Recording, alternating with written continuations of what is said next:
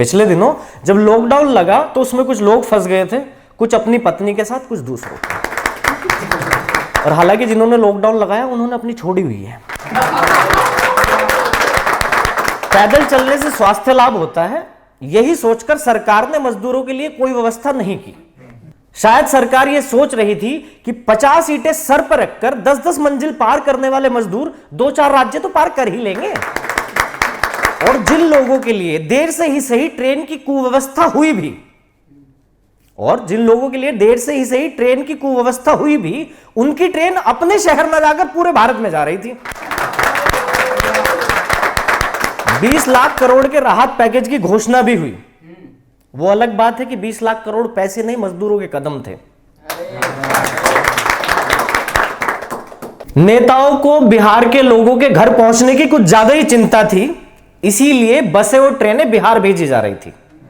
कुछ नेताओं का मानना था कि बिहार में चुनाव है तो इन लोगों का टाइम पर पहुंचना बहुत जरूरी है, दूसरे राज्य के लोग भी अपने यहां चुनाव होने से पहले अपने आप पहुंच ही जाएंगे। बहुत बढ़िया।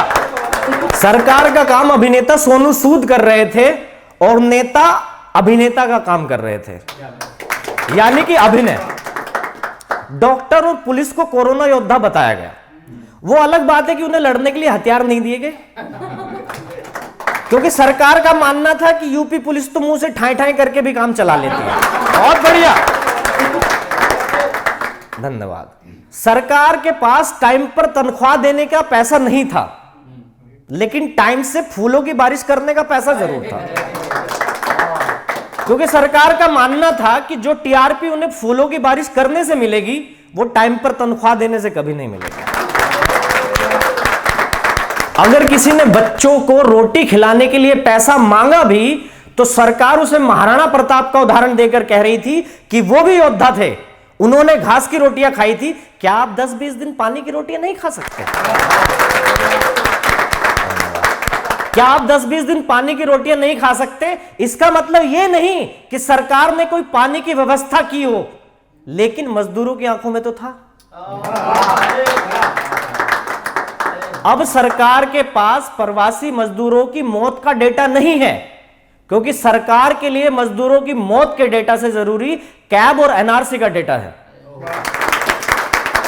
कि हमारे राजा को उन भूखे गरीब मजदूर किसान के खाने दाने से ज्यादा, अब किसान को भी गरीब इसलिए कह रहा हूं क्योंकि हिंदुस्तान पहला ऐसा कृषि प्रधान देश है जहां कृषि प्रधान नहीं है। बहुत बढ़िया। तो हमारे राजा को उन भूखे गरीब मजदूर किसान के खाने दाने से ज्यादा मोर को दाना डालने की चिंता थी। न्यूज चैनल वाले रिया और गांजे जैसे महत्वपूर्ण मुद्दों को इसलिए फूंक रहे थे कि कहीं देश को बेरोजगारी, भूख, बाढ़ जैसे फालतू मुद्दों से धुआं ना उठे। टीआरपी के तवे पर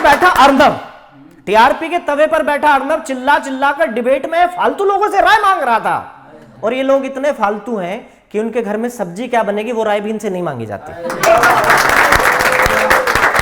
महाराष्ट्र सरकार पहले कोरोना से लड़ रही थी और कोरोना से लड़ते लड़ते अचानक वो कंगना से लड़ने लगी। उनके लिए कोरोना को मार भगाने से ज्यादा कंगना का घर गिराना जरूरी था।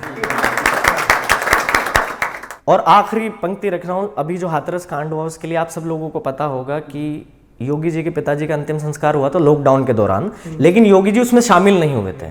तो इस व्यंग लेख की यात्रा यहां समाप्त कर रहा हूं, मुझे विदाई देना कि योगी जी भले ही अपने पिता के अंतिम संस्कार में शामिल ना हो सके हों, लेकिन कुछ लोगों को शक है कि यूपी सरकार हाथरस की बेटी के अंतिम संस्कार में जरूर शामिल है।